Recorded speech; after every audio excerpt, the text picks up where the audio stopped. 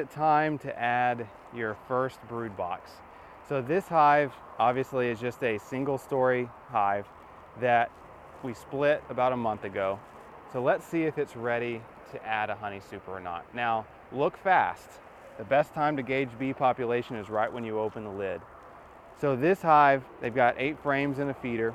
And looking down between these frames, you can see that all between the frames are pretty full of bees.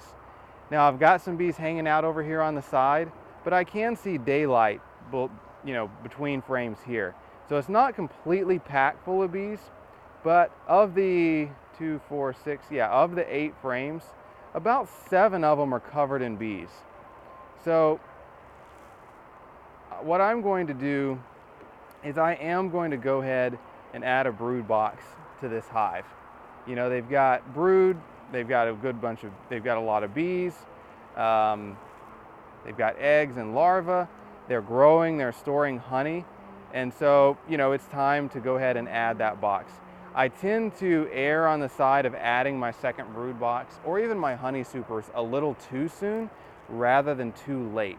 So even if I'm like, is it 70 or 80% full, I usually go ahead and add a box. As long as they've got a healthy queen, they're laying, it's 70 to 80% full of bees, whether it's a brood box or a honey super, I'm going to go ahead and add that box. Something that's just really fun. Check that out.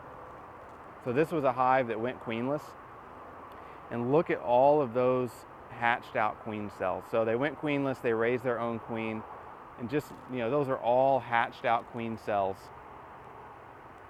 from when the bees raised their own queen. Pretty cool. That's just a ton of them. And bees often do that. They'll raise an excess of queen cells in the hive if they lose their queen.